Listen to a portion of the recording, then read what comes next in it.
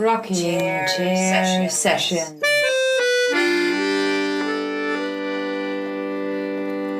With Elisa Di Battista and Maria Teresa Barber.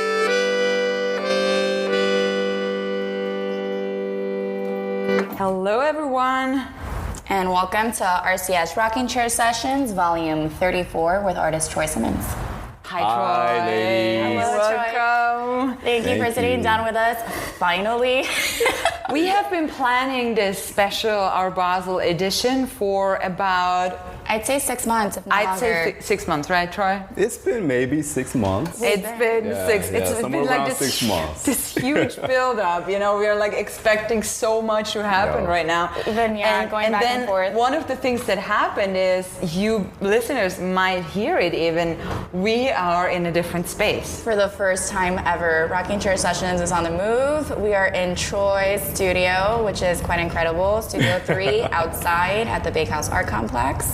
Yeah, welcome to the studio. What's the number again? It's number 3. Number 3. Three. You Number knew that. 3. I saw it. I love odd numbers, so yeah. Oh, you like odd numbers? Yeah, I like odd Okay, numbers. I'm an Troy even guy, told us he but likes even numbers. hey, it's been lucky so far. Number 3's been good. It's been good to you, right? It's been good to me. Yeah. And I mean, we have to tell you guys, this studio is like amazing. It has this beautiful loft upstairs. Yeah. That's kind of the clean area, right? It's supposed to be. cleanish. It's supposed to be. I would put an ish behind because Like it an is like it's office cleanish. I play with concrete, so there's like a lot of dust up there, so I have to sweep all the time. So Okay. And then down here you have your metal shop, basically, or dirt shop here. dirt shop. It's kind of set up in zones, so it's like I have Everything to looks the really right organized. is like right now it's metal, but to the right is usually like concrete. In front of you or behind you at least is like that's like the idea shop. And then Here. yes, in front of you guys over to the left that's all wood to the left. So Okay. yeah. So you have everything. Yeah, I gotta open set it up. here. I'm trying to make it like a flow. And so. you cleaned up for us, thank you, which I told you didn't have to in advance. We really appreciate it. You So had to good. fit us somewhere. You know, we're bringing a chair and then we're people. Yeah, it would be a to- construction zone, you know. Yeah. The materials I work with, it'd be like construction everywhere. You'd have dust on your clothes. You would be, We your have mics would be shop dusted up. clothes. We really appreciate the effort.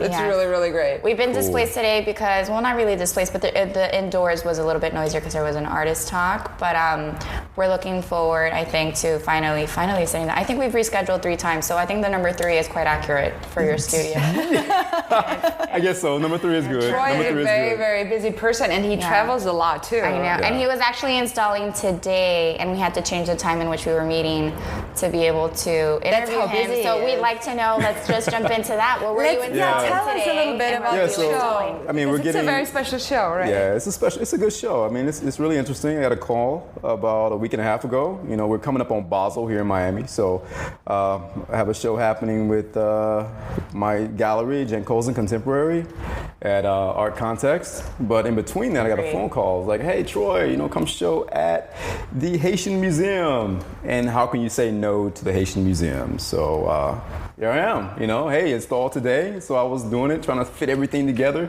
I didn't want to cancel on you guys again because I was the one that postponed everything earlier. We So appreciate it. thank you guys for being patient with me. And And I'm here. it's Let's do it. actually the Haitian Heritage Museum. Okay. It's in the Design District. Forgive me. There you go. Really? No, I'm just telling to our listeners. Yeah. It's very close to where the ICA used to be. In that street is the entrance.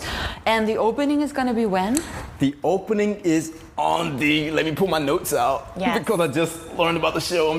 They last minute called me in the 5th. The 5th. December 5th. Okay, so that's December next 5th. week. Yeah.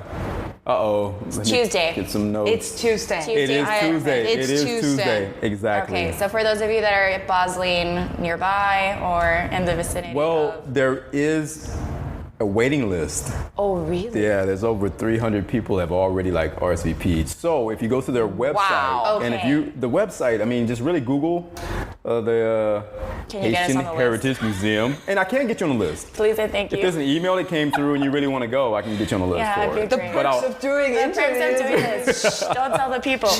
No, we'll go on the website. I'll sign Yeah. up, but also if there's like an emergency list, I think we'd love to see your stuff before. Oh, yeah, we will. Cool, cool. Yeah, this is. I'll be showing a piece from a series called Durchbruch, which is means breakthrough in German.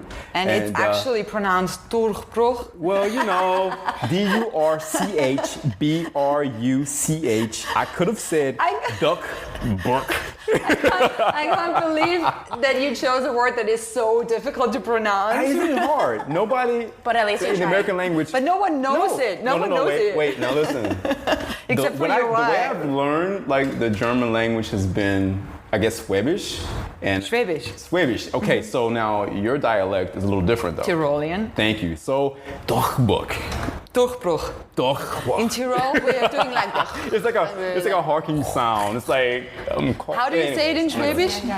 Well, I'm just giving you like secondhand because Secondhand my gallerist is Swiss German, and my wife is Schwäbisch German. So I'm trying to like really like play this Texas guy and displace the Miami dialect into it. So it's like I love the So way this you is say it.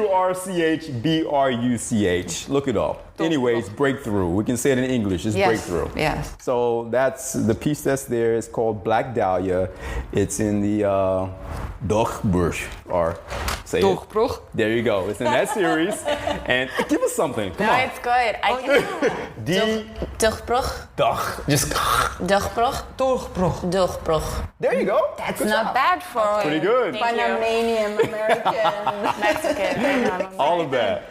No, so anyways, yeah. That's really cool. That's So where you we have are. that piece in there. Do you have any other that we've seen recently, or are there Yeah. surprises in there that we might not have? Well, in that particular show, that's the only piece that I had. The Okay. space there is it's a very tidy space. Okay, and so it's cozy. it's cozy, very very cozy. So that's the only piece I have in that show. And the other show is going to be with my gallerist. It's going to be there at Art Context. That's exciting. And I'll have some pieces from my Perception series, which are pieces that you guys have probably seen before. So but good. So yeah, good. so those are Yeah. kind of like some of my newer work. You know, it's some old new work, some work that I drew the concepts or had the concepts a few years ago, but I was actually able to bring those to life about 6 months ago. And so those pieces will be on display Okay. at Context. Wow. I want to That's open up a little bit more about that. amazing. I'm so curious as to like personally how this to me too, artist practice, like how you basically sit on a piece or you put a piece on the back burner. Like how many years did you more or less have those ideas like marinating before actually putting them into action or putting them into fruition? Oh wow, you know that's kind of a complicated question in a way. With myself, I mean, I have a lot of ideas, so I'll lay in the bed at night sometimes, and I'll have an idea. I'm like, oh crap, give me my sketchbook. Let me yes. draw something real Before I quick, and I'll forget. put it together. Maybe I'll take a piece of paper and just scribble some stuff down. So, this particular these works were. The way they were put together was just sitting around and maybe writing out a bill. And I folded the piece of paper and I was like, oh, look at that crap. Look how that's made. So anyways, it was just one of those ideas that came to me in the spark of the moment. And I was able to bring the pieces to life. I mean, it's great. I mean, That you is know, great. it's just ideas come from everywhere. You never know where they come from. Yeah. And these pieces are like just a reflection of the ideas just coming from out of the blue. And yeah. So those pieces were actually in the Swell Gallery, right? Was that the, Swanson Gallery. in the Svensson Gallery? Svensson Gallery, yeah. Svensson Gallery. That's all right. Yeah, they were Claire Broikel was the curator, Yes. right? Claire And you were paired. It was the baked in-house series. Yes, it here at was. the Bakehouse, Yeah. and a Bakehouse resident gets paired with an outsider artist, and that was Tom Skikluna, right? Exactly, yeah, Tom. And I think what really was, I mean, this fold that you were describing was brand new, right? The pieces that come out of the wall go back into the wall, and Yeah, and also the sheer size of them, like that it was like a full body basically, you know, like this. Yeah. They were, for me, they were very physical in the way that they were engulfing the whole body. You could walk behind them, you could peek through them. Like it was almost a play with on the body as well for me. It was, yeah. How that was for you. Yeah, the work, I mean, for those that don't know, I have a background in architecture. So, some of my work plays off of full-scale body and plays off of the human interaction.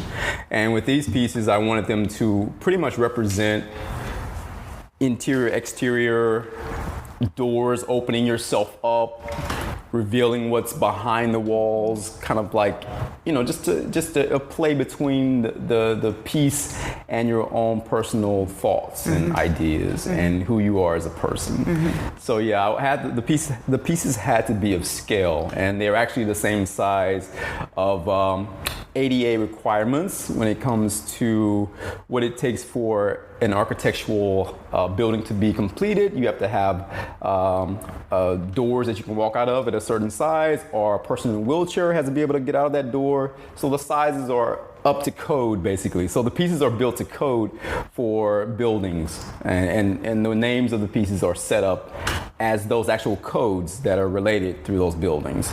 So it's like a play between my life as an architect and a play between my life as an artist. I struggle with it all the time. So I'm back and forth between it. So sometimes it comes out, sometimes it doesn't. Sometimes I relieve myself from the architectural world. Sometimes I'm always an artist, and sometimes I'm not. And sometimes they mesh. And these pieces are a mesh. Yes, which is what I think they're so strong for that reason, that you could see the collide and like marriage of both worlds just seamlessly. Like they work so well together. You mentioned architecture as your background. Was that your undergrad? Well, it's Let's go into that. Let's go into that. Elisa didn't do as much research as I didn't. I let her do the research, so we have the whole I'm ignorant and she's educated. I always know everything, but it's cool. I'm originally from Texas, and I have a Texas mama, and it's like, hey, you better go. What is art? What is that? You better go to school to get a degree, So I originally was really interested in the environment. I was really interested in biology. I was really interested in what we are. I was really interested in plant life and just all of that. So I went to school for environmental science first. So I got a degree in environmental science. That's great. So I have a bachelor's in environmental science. And then I turned around and I got really bored after working in the water treatment industry. Oh no. So the numbers were all the same. It was really boring. So I was like, well, I got to do something more creative. So after about 2.5, maybe 3 years of working in that industry, I went back to school and got my degree in architecture. Okay. So it was more of I was like, what am I doing with my life? This is boring, So let me get out of environmental science and go into, architecture or something more creative. I was still trying to satisfy this art thing that was inside of me, which I had been doing earlier in life anyways, but not really knowing that it was art. I was just creating things and How much to earlier? kind of help me out. Since I was maybe 10 or 11. And what'd you get into? I'm so curious. Go. Yeah, I don't know. I don't want to get off track with the question, but continue. I went into architecture afterwards, and that was kind of like to fulfill that need to be an artist. But I didn't know I was fulfilling a need to be an artist. I was just kind of fulfilling a need to create. So it was like architecture is like creative. That's cool. So let's get into that. Zaha Hadid, some of Frank Gehry, some of those guys were like cool. I was like, wow, interesting material combinations. Let's see where it goes. And again, my early creation was maybe when I was 10 or 11, being exposed to this plant called Berkemia scandens. And it's like a parasitic plant that grows in East Texas and in Alabama. They call it Alabama supplejack, but it's the technical science name, having a science background, is called Berkemia scandens. Anyways, the plant, I found it when I would go to my grandfather's farm. Coming from Houston, Texas, I would go to this little town called Big Sandy, Texas, and we would walk through the woods. That was my getaway from the urban environment in Houston, which wasn't like the safest or the most open type of environment. But anyways, the getaway was in Big Sandy. So we walked through the woods and I ran across this plant called Berkemia scandens. it was cool. It was like a snake. It was like this thing that wrapped itself around trees, and it would squeeze the trees, and people who lived in the area would chop this thing up, because if it gets on your fence or if it gets on your light post or something like that, it would actually break it, or it would twist it off and bend it and pull it down. So I was like, wow, look at this thing. It's like a parasite that's like just crawling through and like a snake. And I'm a 10-year-old, like, look at this crazy thing.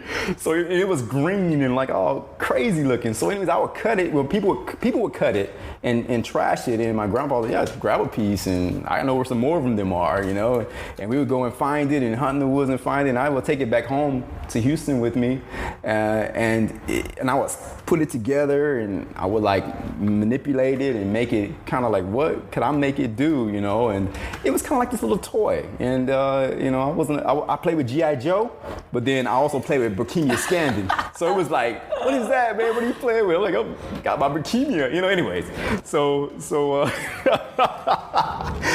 anyways, that plant was like an inspiration for me as an artist, but I didn't know it. It was just something to occupy my time while I was there in Houston. And I actually saw a relationship between this plant and the community that I was growing up in. I didn't see it as a 10-year-old. I didn't see it as like at that particular time. But after I looked back at it as a grown-up, I kind of saw, this plant was something that was a natural thing that was growing, that it had a lack of, forgive me on all the technical things that can like get a plant to grow straight up, but it couldn't grow straight up because it lacked those things. So therefore it had to lean on the plants that was around it, which were the trees that were more stable, in order to grow up to reach sunlight. So I was like, wow, this thing is like leaning over on this other item to grow up to reach sunlight, but at the same time it's destroying the thing that it needs to produce, or that it needs in order to survive.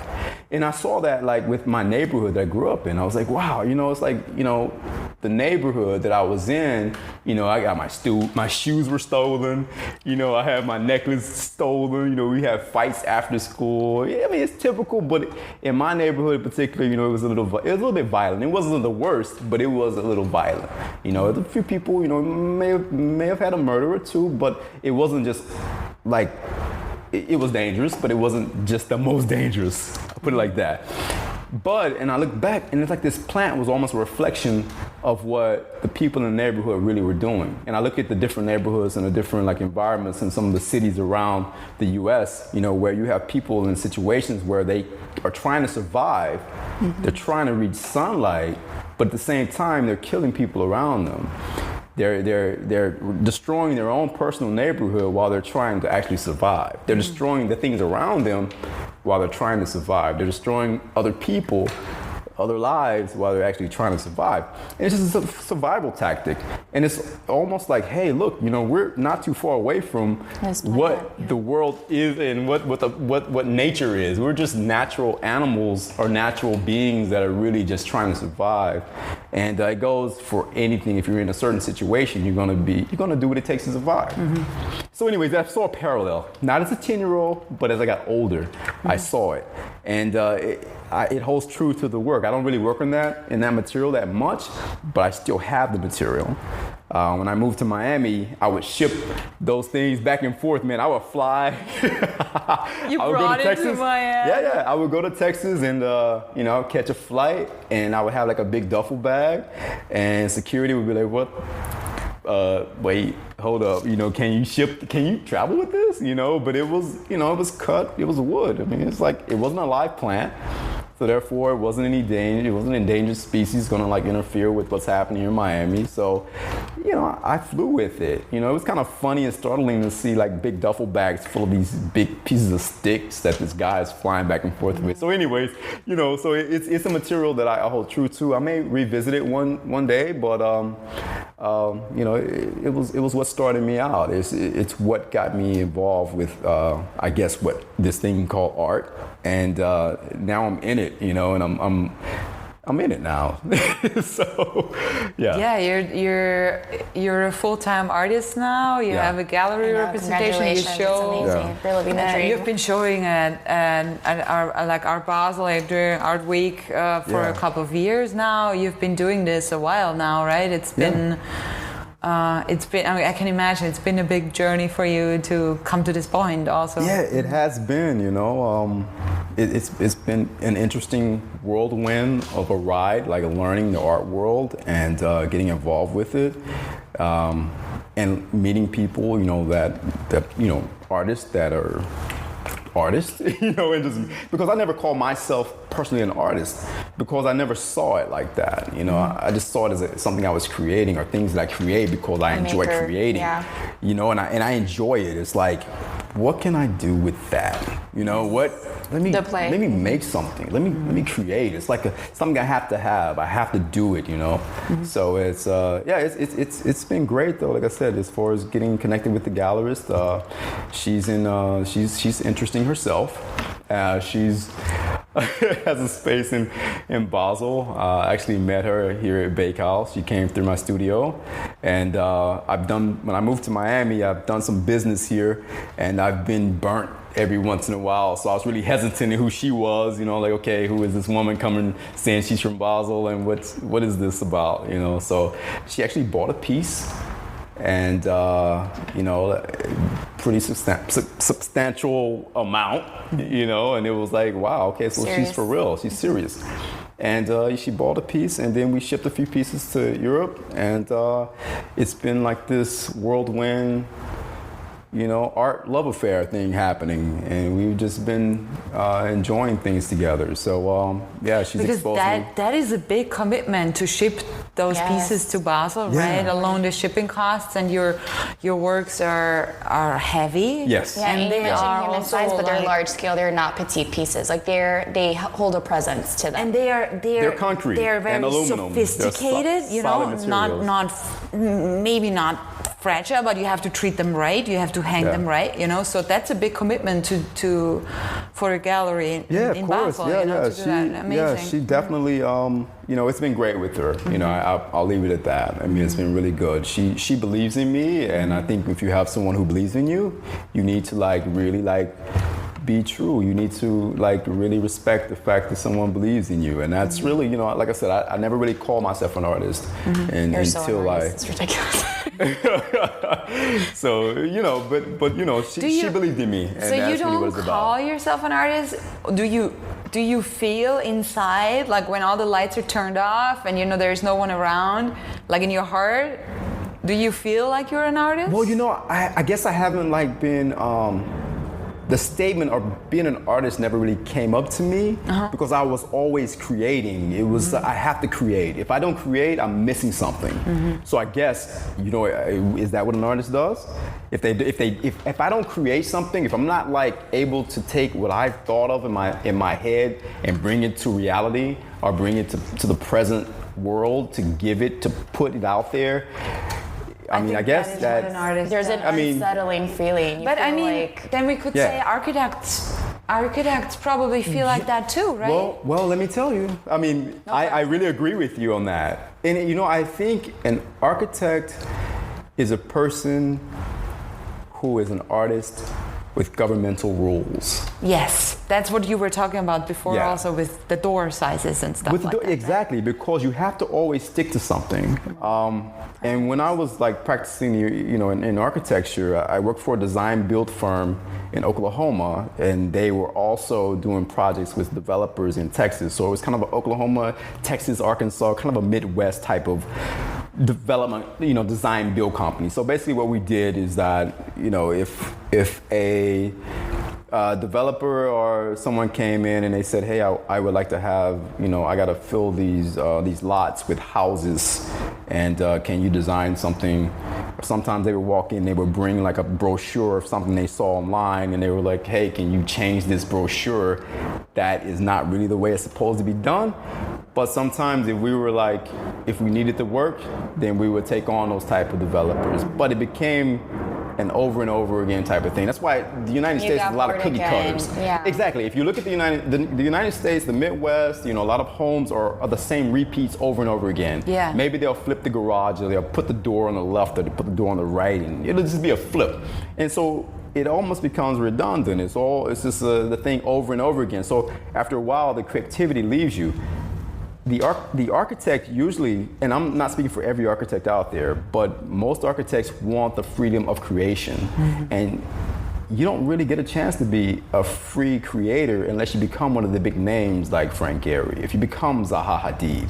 Zaha Hadid is like the ultimate, for what I see, she's an artist. She is. She's an artist with a very big budget. Mm-hmm. So she'll take an idea and she'll curve that idea into something like, I didn't even know that you could even make something like that. That you know concrete what I mean? could How do can you that. Make that? How can you make that curve? How can you do that? Yeah. And then someone funds her to actually build it. Mm-hmm. She's passed, but obviously, it's one of those things. She was an amazing person to bridge the gap between art and architecture, which I know is already being bridged with a lot of the public works things that are coming up. Mm-hmm. So it's an interesting conversation. Like I said, I've always been on the architectural side with an artist's mind. It's another creative outlet. But yet and still, it's definitely another creative outlet. And I think the merge between both are going to continue to happen as time continues to move forward, because an architect is nothing but an artist that went to school for governmental rules. So he learns how to read all the codes. You implement the codes into a way that can make your creative mind also be creative and yet still stick to code. Mm-hmm. So in a way, it's like you have limits, but you have to try to get around those limits. Which is where the play comes in. That's where the play comes in. And with myself, when I was doing what I was doing, I was with a small firm. I mean, it was just a little small, it was only 5 people. And, we got, sometimes a person would come in with a napkin and they wanted their dream home. And I was like, oh yes, a little bit of freedom. So it was like, we would take their napkin and turn it into something, You have to stick to the codes, but you can still have the freedom because all they have is a napkin. They have really no general idea of what they want the rest of the home to look like, but they know they want the door to be here. They want the bedrooms to be close here, the bathroom to be there. So therefore we got creativity in materials. We got creativity in other things that their neighborhood will allow, if the window sizes have to be a certain thing, if the whatever. I mean, there's so many rules. So again, an artist and an architect, architects are just artists with rules and governmental rules. I think one thing that is really fascinating to me about architecture and architects, you almost have to be a little bit of a psychologist or a psychotherapist, because you have to figure out the needs of your client, right? Yes, you do. And I mean, I've been giving tours at the PAM at the beginning, also architecture tours, and it was like Herzog and de Meuron built this museum for us, and everything they did at the beginning was only figuring out what the needs of the museum of this institution is going to be, right? Yeah. And so you have all the codes, and then you have all the needs of your client, and then you got to play with that, right? Exactly. So it's kind of like, and I mean, as an artist, it's always so interesting what happens when you have limitations. Yeah. Because that's kind of what fires on your creativity, right? Totally. You want to push through that. I love boundaries. So I can see those codes and the needs of the clients also as these limitations. And then you do something fucking crazy like the Guggenheim Museum, where there is no straight wall or barely any. You know, he just takes a piece of paper and crumbles it up and throws it on the table. And then it's like, okay, build that. That's what the Guggenheim Museum is about. Really? Yeah. It's like, I mean, maybe, anyway, I believe you. Limits and laws all coming together will definitely make something interesting, because therefore you have to keep it legal, but yet and still you have limitations and you have your client involved.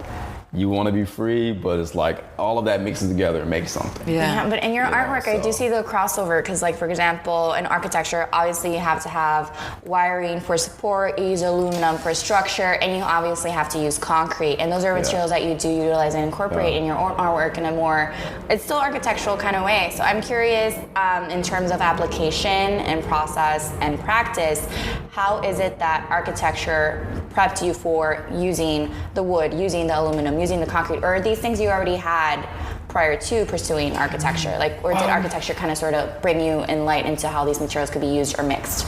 Well, I mean, it kind of played both parts. I mean, I was experimenting with the material and with different things before architectural school. Okay. I was always interested in just the way gravity reacts to material and gravity reacts to structure, and so I would always play with those things. What architectural school did for me was gave me the actual knowledge to be able to put it all together safely. And, you know, without like, okay, so that was too heavy, or okay, so cantilevering that was too far, that was too much of a cantilever, you know. So it just kind of gave me some of the rules. It gave me a toolkit to make it, to further my thought process even more, because I really like run with things that are like, what's going to happen if I put this with this? It's kind of like testing it out, you know, like testing out the limitations. Like a mad scientist. Yeah, what's going to happen if Your environmental background.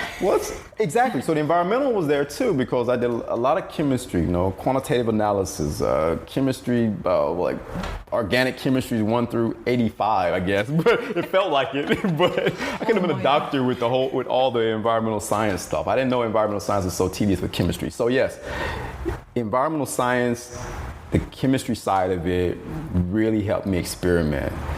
Architecture was like, okay, so this is what these materials can take. This is the stress load on these materials. But let's push a little further and see what happens with it. You know, I am into the materials right now with just teaching myself on how to use them. So anyway, I'm learning, and the failures are kind of turning into successes. A different process, or a success. These things behind you, which I know the viewers can't see it, but excuse the color on that, because that's just a complete play. But that's another series of work that I'm going into. I know nobody can see it, but that's another series that I'm playing with. So we're privy to it. Yeah, so it's a series I'm going into, and it's a play on material, it's a play on structure, and what structure can do with gravity. Are you going to cover them in resin? No, nothing. I'm actually moving away from it in so many ways. Yeah, resin was just because the material that you see in my work presently is only about 30% resin. Okay. I personally don't like resin as its own substance. It's the color. The color with the gloss. Yeah, the color with the gloss. That's a mixture that I put together. That's a chemistry set that I put together. And that is an experiment with different chemicals going together to create what it is. 30% resin. The other part is kind of like this concoction I put together over the years. Potion. It is a secret potion because it has to be color fast. It has to last. It has to withhold that color. Be archival, yeah. Yeah, and that's one thing with resin, you know, you have limitations on it. And I wasn't like, I like white, I like baby blue, I like all of those colors. And with resin, you'll lose that after a while. And I'm not going to, that's not what my work is about. My work is about longevity. My work is like building a house. I want it to last as long as I last. So learning the material helps you. So yeah, and I've been experimenting with that material for probably 12 years before I actually like really applied that material in lighter colors. So the darker color pieces, you know, that was an easy mix that worked. Solids work, but once you get to whites and baby blues and Yeah, well, yellows are good, but baby blues and some pinks, you have issues with them. But I've kind of like solved some of the issues, but again, it's only about 30% resin inside of it. And it's like industrial grade resin that I use, and then I add different car finishes to it to make it all finish the way I want it to finish. And again, it's just all exploration, that's a zone I've been in, and I'm leaning in different ways and different directions. I don't know where it's going to lead to next, but one really interesting project that you also had in another show at the Bakehouse in the Outer Love Gallery was a video that you made for a facade. Yeah. That's gonna happen in Wynwood, right? Yeah. It's which is basically applying your designs that are usually sculptural paintings onto a real house, right? It's a building. It's actually a facade sculpture. So it's integrating from the construction stage of the project, where we're integrating a sculpture into the facade of the building. So it's not painted on there. So it's all like we have a relief of about maybe 8 inches. Cool. That's going to happen. So it's a sculpture that's integrated into the facade of this city building. So so it's the line work that I've created. I use CAD heavily, computer aided drafting to like kind of get my ideas flowing, and that's part of my architectural life. And I run CAD like a monster machine. It's like typing on a typewriter. CAD is just like second nature for me. So if I have an idea, after I sketch it, I'll take it over to CAD. So that being said, I was approached by Jessica Goldman, Wynwood Walls, and the whole Goldman family there, and she asked me to give her an idea or make a proposal for a city block in Wynwood. So I ran to CAD and ran to my old architectural 3D renderings, and I integrated my work into a building that she wanted something interesting on, and here we are. So it's a slow process because of bureaucracy, the building codes, everything that we're dealing with, because it's not just painting on a building. It's like physically putting my sculptures into integrating it into the architecture.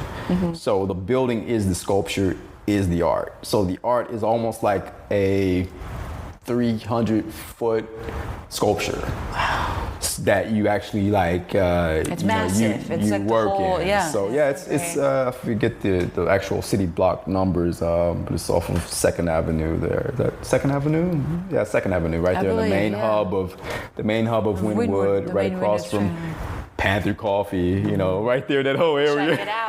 I mean, it's gonna be fucking awesome. You're gonna look at your sculpture for like 3, like a whole city block is gonna be your sculpture. That's cool. Amazing. It's been fun. It's a slow process though. I mean, it's like I said, it's a lot of like things you have to deal with the city. I mean, you have to deal with, my work is angular. You have like safety codes, safety things you have to deal with. You have translating my work into the exterior also with the colors, because the colors are something I did personally, and that's something I will not put out on an exterior building, because you have the nice thing called the sun in South Florida, and it's facing facing, it's sun on art, it's like you just have to look at the mountain, the Udo Rondindone. I didn't say that right, the Swiss. Did you see the mountain piece? I haven't seen it. At the Bath Museum is this huge boulder sculpture with those really bright colors, and one side is already completely washed out from the sun. It was crazy. You have to like make sure the colors are right. And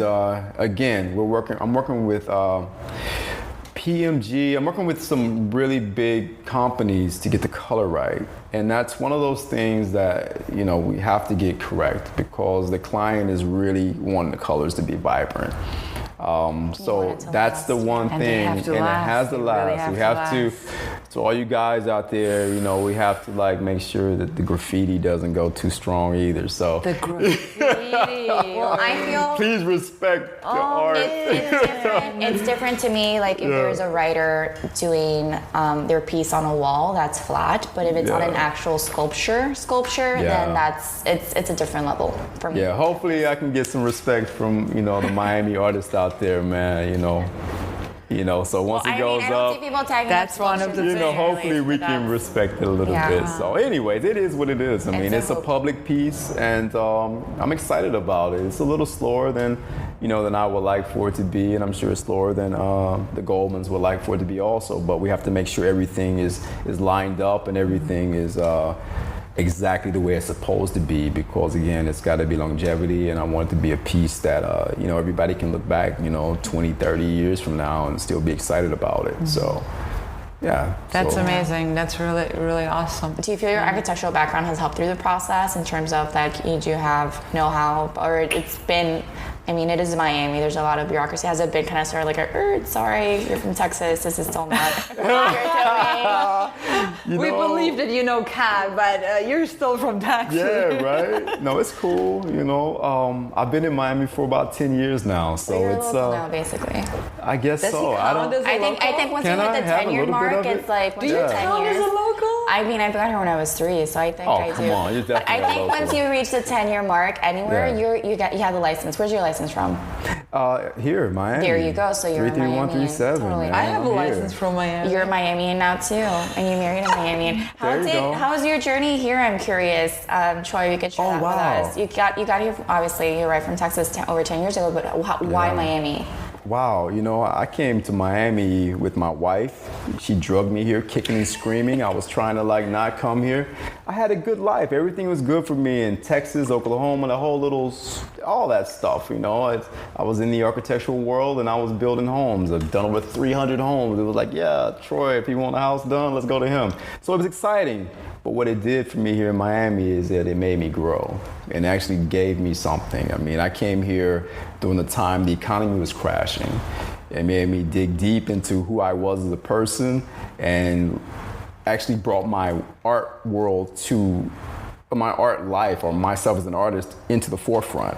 Because up until that time, I was dependent on what, the whole the world of the architectural world. I was dependent on, if architecture didn't work, I was going to go back to environmental science, so it was just one of those things. And I would have always been in the corner playing with art, like in the secret little hiding in the corner playing with During art so break. nobody saw me, during a break. And that's what was happening. After work, I would go straight to try to work with some art. And anyways, Miami opened that up for me. It was like an open source for me. It opened my eyes to a lot of different things. Miami's a melting pot. It's like this city of everybody. It's a city of have not. It's a city that's so vibrant. It's a city with all these cultures, and they're forced to be close to each other because everyone wants to get as close to the water as possible. So therefore, all the riches of the rich, all the poorest of the poor, everybody from all the world want to get over and get close to the water. So therefore, you have to mingle with everybody. You cannot get in your corner and stay by yourself. Texas, most places in the United States are like that. You can go out to the suburbs, you can go into your corner, you can mix with your own people. You can deal with people who have the same religion as you have. You can deal with people who have the same income as you have. You can deal with people who look like you. You can deal with people who don't do anything but just learn your group and make your group whatever you think you're doing with your group. But you don't learn anything. You don't learn what the world is. The world is not middle America. The world is not that. You come to Miami and it opens you up a little more. New York is another monster in itself, but you can still get away if you want to. You can get into your hub. Miami, you're gonna be in the middle of it. There's no getting away from it. You're gonna be in it. You go to the store, you go to Publix, you're gonna meet somebody who's gonna have a totally different background than you. You're gonna meet somebody at the gas station who's the poorest person you ever saw in your life. You're gonna meet the richest man that you ever saw in your life, or woman that you ever saw in your life. They're gonna pull up next to you in the car you've never even seen besides a magazine. And you're gonna see a man next to him who's like the richest, the poorest person you've ever seen. So it's like this melting pot of everything. Cultures. I mean, I went to, I've done everything out here. Yarmulkes, I've done this whole, what's the Haitian culture with the not Haitian, but the Santeria. I've done everything. It's like, I've done it all, almost. My wife is part of the German community here. It's just a Jamaican, Cuban, Puerto Rican, Venezuelan, German, everything. It's like, what is this place? So I love it. I love it. I love it. So it's just a melting pot, and it's an amazing place. I don't even know if that was a question. Am Miami on track It's anymore? okay. No, it's I just great. love No, Miami. I love Miami, man. It's hard to get away from the place Totally on track. And we're curious to know how you started this artistic journey. How'd you make it to the Bakehouse? Like, were you considering yourself an artist or a practicing individual who created art before you entered, or did you come here because you wanted to experiment and push that forward? Could you walk us through that? You know, I give a lot of credit to my wife. Again, I don't know if I expressed this, but Shout out to Constance. Shout out to Constance. Woo, woo, we love you. So, you know, I was going through a lot, you know, when I moved here. I moved here with her. I said that earlier, that I came here kicking and screaming, but her career brought her here in television. And I just came along because I wanted to support her dream and what she was doing in her career. And I thought that I would be able to get on track in the architectural world. So, long story short, Bakehouse was kind of like this release of like being able to have a space to create my work and create all of it in one space, you know, because I'm not a painter, you know, I need like more than just an indoor space. I need outdoor. I need to be able to go outside, inside, you know. So it's like, and Bakehouse provided that for me, you know, and my wife was supportive with me. Again, I was like kind of going through a little bit of depression, you know, not having my architectural career anymore after the economy failed in 2008, 2010. So she was like, hey, you know, get involved, go ahead and push what your art, you know, remember art. I mean, you do it all the time anyways. How about just taking it on full time? So I give a lot of credit to her, you know, and yeah, tears everywhere. So so it was like, hey, you know, and you know, we support each other. And she was like, you know, get involved, see if you can get in the Bakehouse. You know, I saw Bakehouse when I first came here, just kind of experimenting and exploring, exploring Wynwood and what Miami had to offer in the art scene. And Bakehouse was like, wow, look at this thing. It's like an amazing little muse for what I do in my art anyways, because it's this juxtaposition between old and new. It's an old building that has this new life. And as artists, you know, at the time when I came to view it, everybody was bringing life to this place. And, you know, it's the same thing. I mean, it's just this old building, you know, that has all this history. Lots of history. And you have these new minds coming inside that are like really like turning it into bringing it to the present day. Yeah. You know. So, anyways, it was a play. It's Bakehouse has been a muse. You know, I look around the building, I see the old parts of it, and I take pictures of it, and sometimes I try to emulate it in my own work. You know, it's because you know, like, how do I make it look that rough and raw? And here you are now. Yeah. 10 years later, and I think it's amazing. First of all, the journey and the projection that has occurred, but also like the support that you found with your spouse in order to say, like, pursue this full time, do this, and now look at your exhibiting during Art Basel. You travel with your artwork, you live off of your artwork, so I think that's quite important too. Maria gave me the symbol that we're 4 minutes left for me to talk. I guess my last question, no? It's not 4 minutes left to talk, it's 4 minutes until the end of the session. Oh, that's too bad. Okay, not just me, I can't be selfish, that's too bad.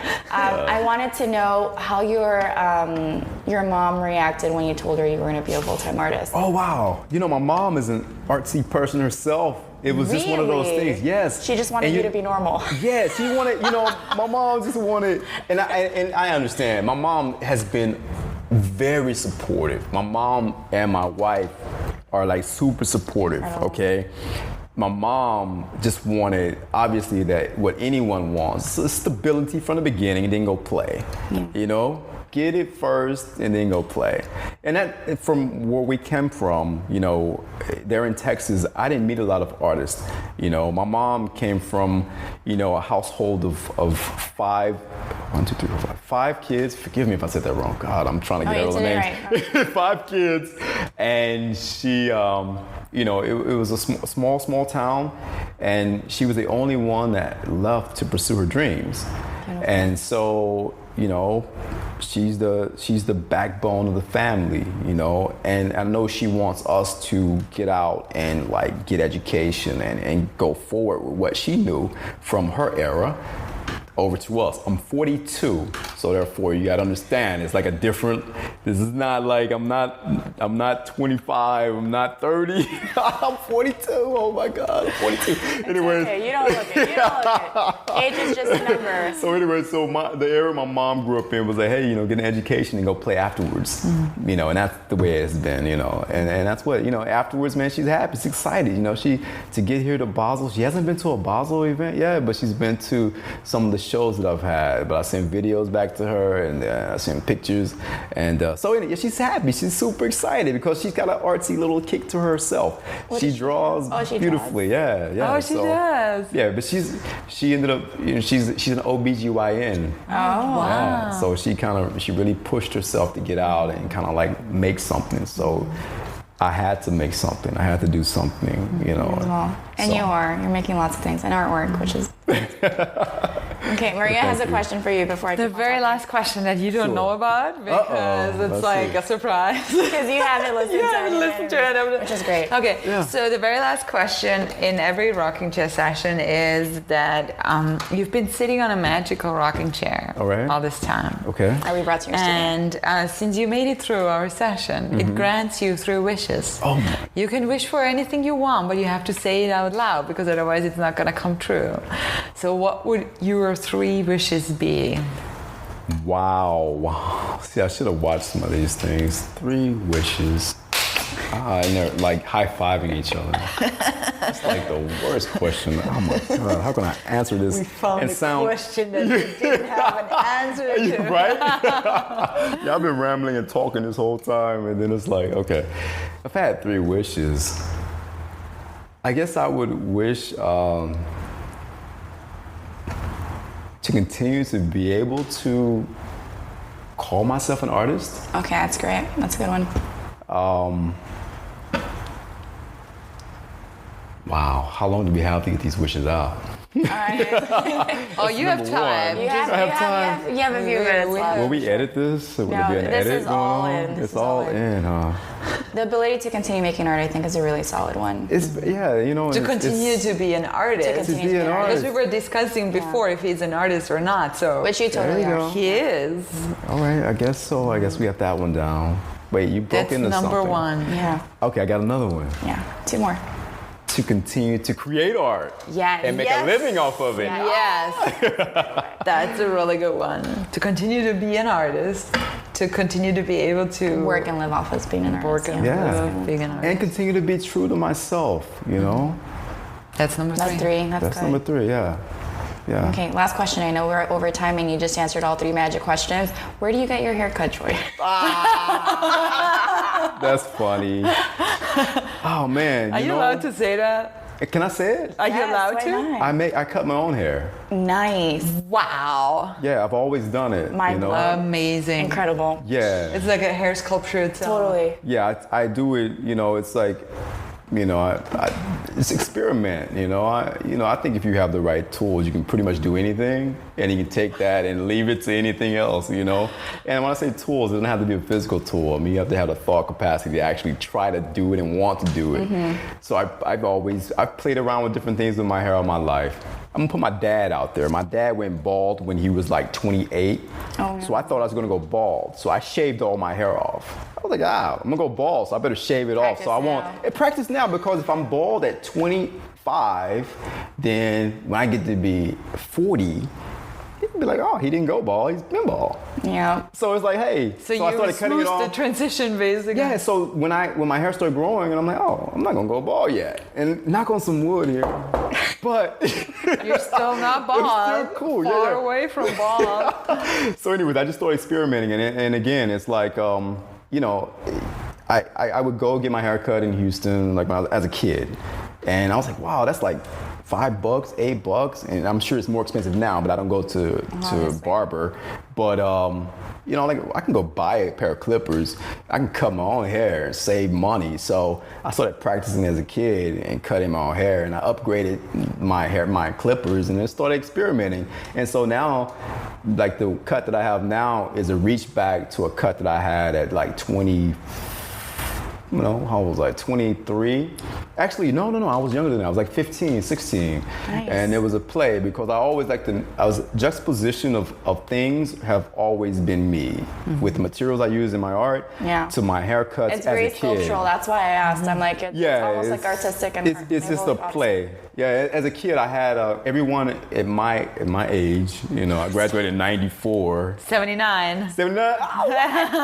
Wait, graduated. I said. No, I was born in that. Okay, I got you. Oh, graduated. Girl, you look good. No, anyway.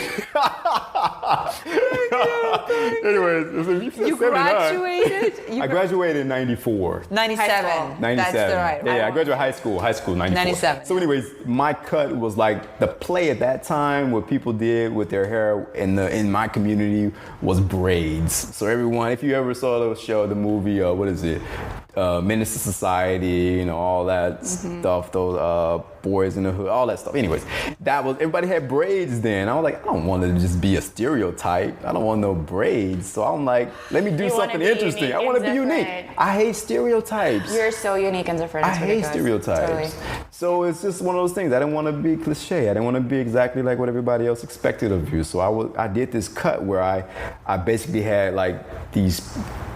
I had a lot of hair on the left side, and I had a flat top thingy on the right side, and the left side, it wasn't symmetrical, but the left side, maybe 1/4 of the left side was braided, but it was like all these little plaits that were like right here, and I would roll them up really tight. So if I was driving in the car and the wind blows, my hair would blow upside. So anyway, It visually is just I like the contrast. But it was only about 1/4. Yeah, 1/4 of it on the left side was just these braids that were really long, and if I unrolled them, they'd be like almost to my shoulder. But the right side was like a kind of a flat toppy thing. So anyways, that was like the early Troy, and that was like this play of juxtaposition between opposites and making things happen in a way. And eventually I cut it down real low on one side to get rid of, because flat tops went out, so I cut that off. But this over here is still me, and people would know me as Troy, the guy with the plaits. But so I had these little things. It's another artistic creative outlet, because I know a lot of people that cut hair that are also artists. It's sculptural. It's hair is a material, and you're thinking three-dimensionally. And that was in high school. And that was just this sculptural thing I was playing with. And anyway, so when I found out my hair grew back, I just did this. And so this is where we are. Thank you for sharing. Thank you, everybody. Thank you for indulging me with that, Troy. Thank you so much, Troy, for having us over. Thank you guys. Please keep an eye out. You said your location before we leave. The locations. You're at Basel at it's going to be Context with Jan Kozen Contemporary. Yes. And I don't know the booth number yet, but Jan Kozen Contemporary. Jan Kozen Contemporary. And also the Haitian Heritage Museum. And then here at Bakehouse, number 3, I have a few people stopping through to see the work, doing studio visits. Yes. And if somebody's interested, send me an email or something, or go to the website and say, hey, Troy, I want to stop by and talk. Check out the hours. Yeah. We're going to put the website with the link for the podcast. Yes. Thank you so much, Troy. No, it's been great. For letting us stop by. Thanks, cool. Guys. It's been great. See you next week. Bye-bye. Bye.